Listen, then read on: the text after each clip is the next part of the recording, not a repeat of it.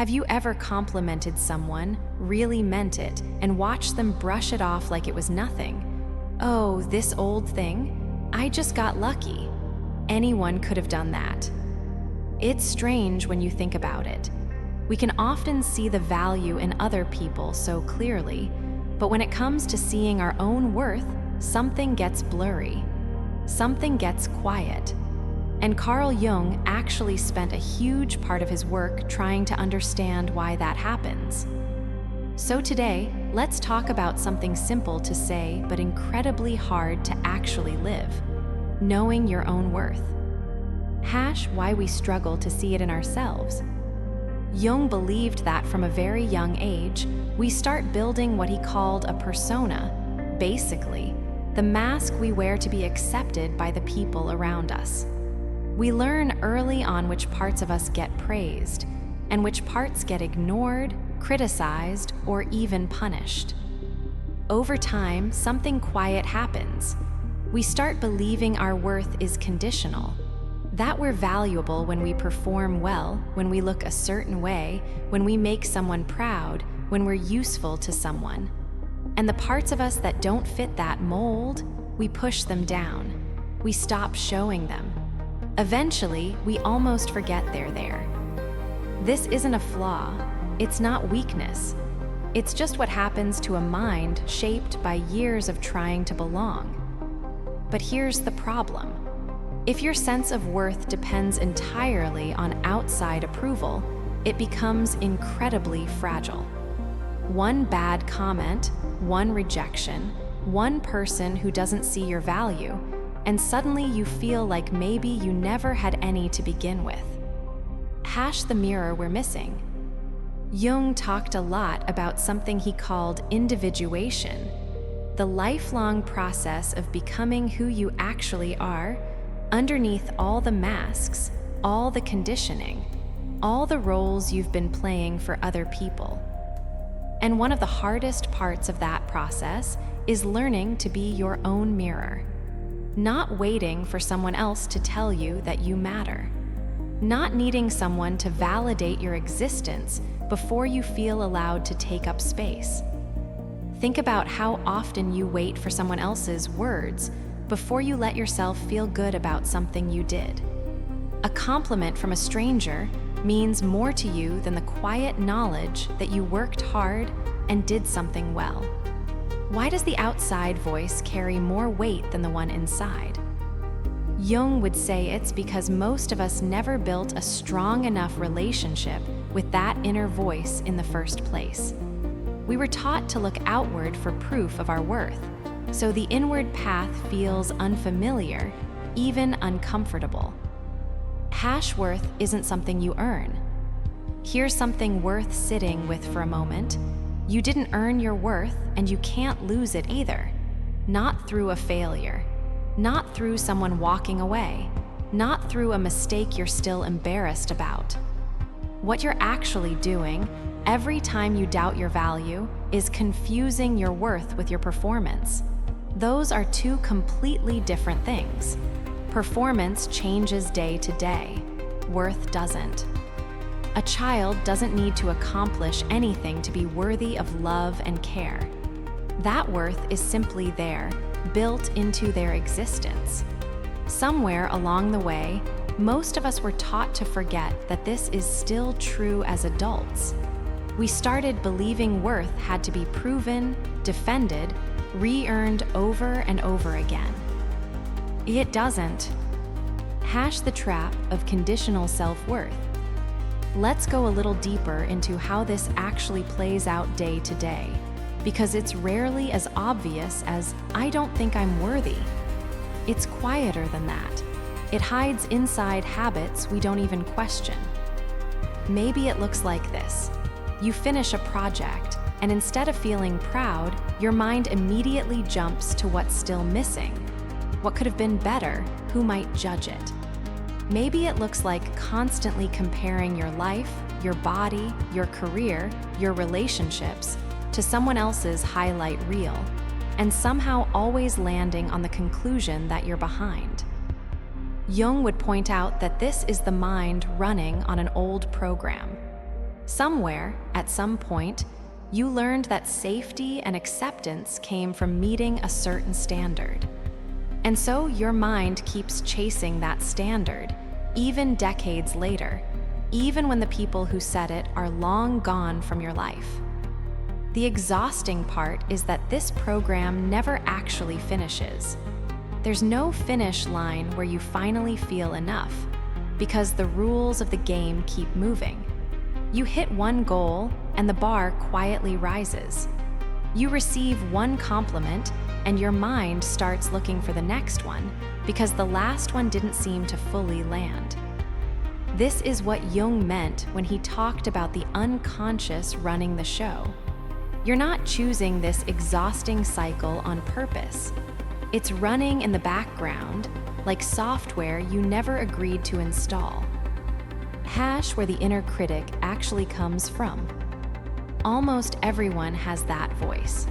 The one that shows up the second you make a mistake and somehow always knows exactly where it who. RTS the most. Jung had a way of understanding this voice that's actually kind of freeing once you hear it. That inner critic isn't really you.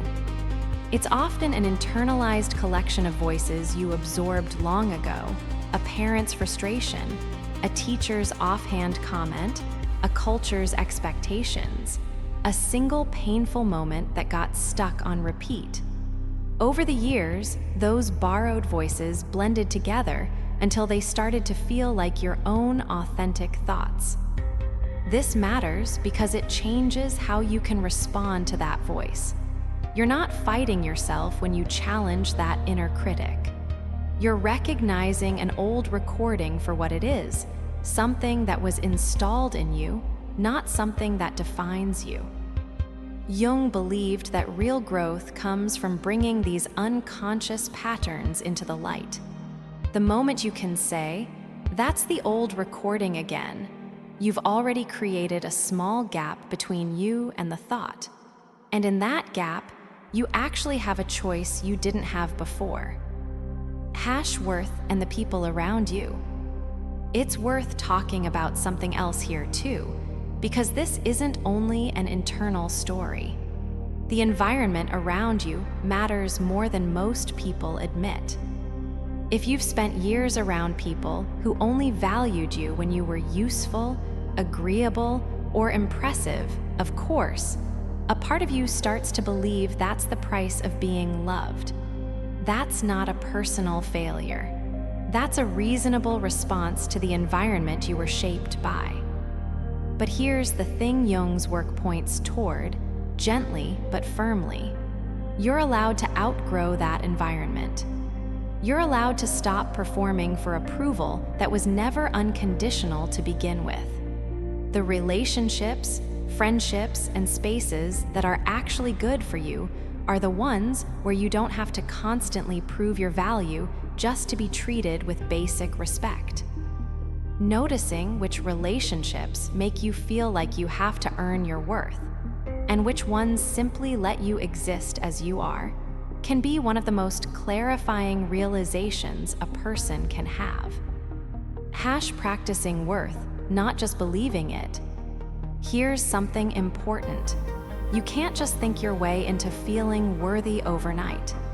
Jung wasn't really interested in quick fixes or positive affirmations repeated without real change behind them. He was interested in integration, actually living differently, not just thinking differently. So what does practicing worth actually look like? It might look like letting a compliment simply land, without immediately deflecting it with a joke or a no, it was nothing. It might look like saying no to something without over-explaining yourself or apologizing 5 times for having a boundary. It might look like resting without feeling guilty, simply because you're a person, not a productivity machine. These might sound like small things. They're not. Each one is a tiny rebellion against the old belief that you have to earn the right to exist comfortably in your own life. One thing to carry with you. Before we end today, here's something simple. Think of one thing about yourself you've quietly dismissed lately.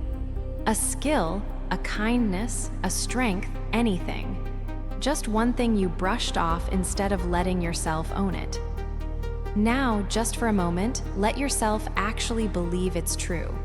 Not perform it for anyone, not prove it to anyone. Just believe it quietly for yourself. Hash what happens when you don't see it. When someone doesn't recognize their own worth, it shows up in quiet ways. Saying yes when every part of you wants to say no. Accepting treatment you'd never accept for someone you love. Staying small in rooms where you actually deserve to take up space. Apologizing for things that never needed an apology. And the hardest part is, this often isn't visible from the outside. People can look completely confident, accomplished, even admired by others, while quietly carrying a deep sense that they're not actually enough. Jung would say this gap between how you're perceived and how you actually feel inside is one of the most exhausting things a person can carry. Hash coming back to yourself. So how do you actually start seeing your own worth instead of constantly looking for it somewhere outside yourself? Jung's answer wasn't a quick fix, it was a practice. It starts with simply noticing. Noticing when you dismiss a compliment instead of letting it land. Noticing when you shrink yourself to make someone else comfortable. Noticing the moments you treat your own needs as less important than everyone else's. You don't have to fix it all at once. You just have to start noticing. Because awareness is always the first step toward change, and Jung believed that nothing changes in us until it becomes conscious. Slowly, that noticing becomes something else. It becomes the beginning of treating yourself the way you treat someone you actually love. Hash one thing to carry with you. Before we end today, here's something simple. Think of one thing about yourself you've quietly dismissed lately. A skill, a kindness, a strength, anything. Just one thing you brushed off instead of letting yourself own it. Now, just for a moment, let yourself actually believe it's true. Not perform it for anyone, not prove it to anyone. Just believe it quietly for yourself. That's where real worth starts to take root, not in what others say about you, but in what you finally allow yourself to know. I'll see you in the next one.